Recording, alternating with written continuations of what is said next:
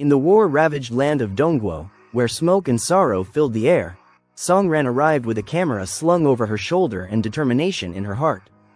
A journalist from China, she had come to tell the stories the world refused to see, stories of chaos, of pain, of resilience.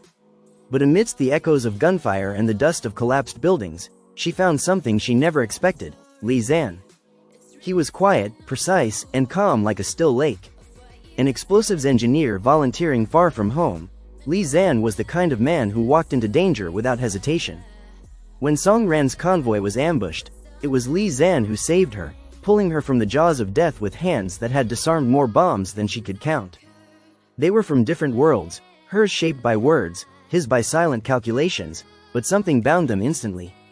Perhaps it was the way he moved through ruins with care, or the way she refused to look away from tragedy. Together, they navigated the horrors of war, treating the wounded, dodging bullets, and finding stolen seconds of peace under blood-red sunsets. Love crept in, quiet as the dust that settled after each explosion.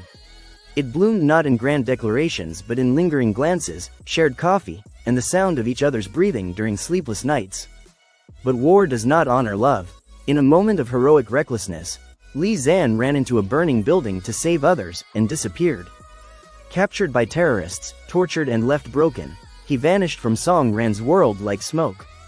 She escaped back to China, carrying with her a single haunting photograph taken in the aftermath, an image that would bring her both acclaim and condemnation. It captured the pain of a nation, but some accused her of exploiting tragedy. As the world debated the ethics of her lens, Song Ran drifted, hollowed by grief, certain that Ye Liyan was dead. Song Ran returns to Dongguo for another assignment, where she reunites with Ye Liyan. Amidst the devastation, their love blossoms, stealing quiet moments between bomb sirens, sharing stories under the stars. But war spares no one. A second explosion rips through their fragile peace. Ye Liyan is severely injured, suffering PTSD, memory loss, and physical wounds.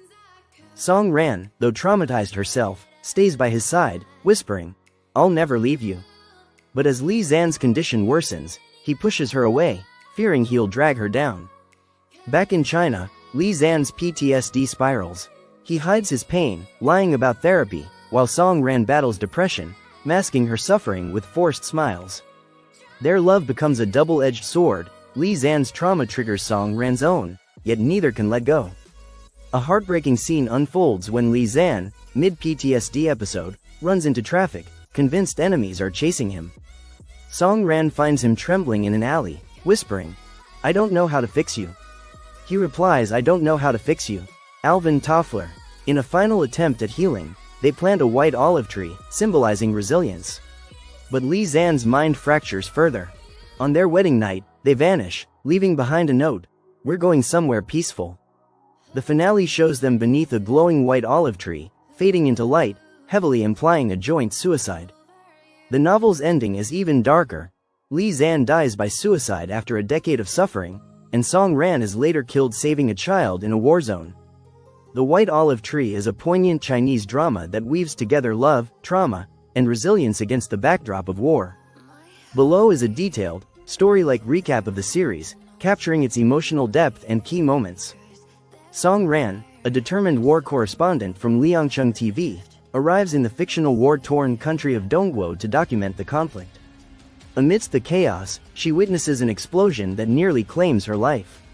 While fleeing, she accidentally steps on a landmine, freezing in terror. Just as despair sets in, Ye Liyan, a Chinese-American bomb disposal expert volunteering in Dongguo, appears. With calm precision, he reassures her, "Don't move, I'll get you out of this." He disarms the mine, shielding her from the blast with his body. Though shaken, Song Ran is captivated by this mysterious savior. They part ways, but his red string bracelet, left behind in the chaos, becomes a keepsake she vows to return. Back home, Song Ran struggles with professional backlash. A controversial photo she took during the attack sparks debate. Meanwhile, Ye Liyan battles survivor's guilt after losing a close friend in the same explosion. By chance, they reunite through mutual friends, Luo Zhan and Shen Bai, Ye Liyan's former love interest. Song Ran returns the bracelet, reigniting their connection. Their bond deepens as they share their scars, Ye Liyan's nightmares, Song Ran's silent anxiety. A tender moment unfolds when Li Zan, usually reserved, confesses, "When I saw you again, I felt like I could breathe." The series confronts the brutal physical and emotional toll of war head-on. It doesn't sanitize violence or tragedy, instead, it lingers in the aftermath. Through Song Ran and Li Zan, the drama explores PTSD, survivor's guilt, moral ambiguity, and the suffocating silence that often follows trauma. War is not portrayed as merely a backdrop but as a force that fractures identity, love, and humanity. We see how memories of explosions, captivity, and ethical compromises linger long after the guns go silent, shaping their decisions, their fears, and their inability to connect with others. Li Zan's trauma is especially nuanced. He's not just a wounded hero but a man haunted by the lives he couldn't save and the pain he had to endure in silence. Song Ran, too, becomes a vessel of unspoken grief as she wrestles with being both a witness to suffering and an unwilling participant in its global narrative. The drama uses these personal arcs to reflect on how war consumes more than land, it consumes souls. Recovery in the White Olive Tree is messy, incomplete, and deeply human. The characters do not bounce back quickly or cleanly, instead, they stagger forward, often breaking down and rebuilding themselves piece by piece. Healing is portrayed as a slow unfolding, sometimes triggered by small kindnesses, sometimes by painful confrontation. Forgiveness plays a crucial role, not just forgiving each other but also forgiving themselves. Li Zan struggles to forgive himself for surviving when others didn't. Song Ran must reconcile her role as a journalist with the perception that she profited from tragedy. Their reunion isn't framed as a romantic climax, but rather as two souls recognizing the brokenness in each other and choosing to heal together.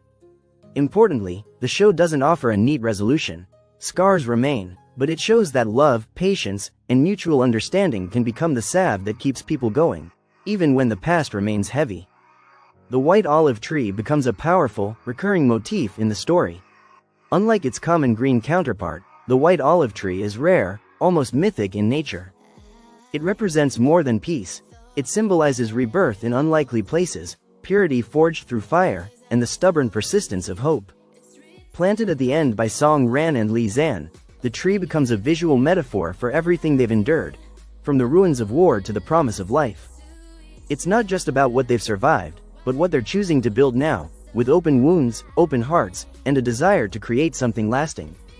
In the final scene, the camera lingers on its white blossoms trembling in the wind, silent, gentle, and enduring. It's a message that even in a world torn by chaos, something beautiful can still take root.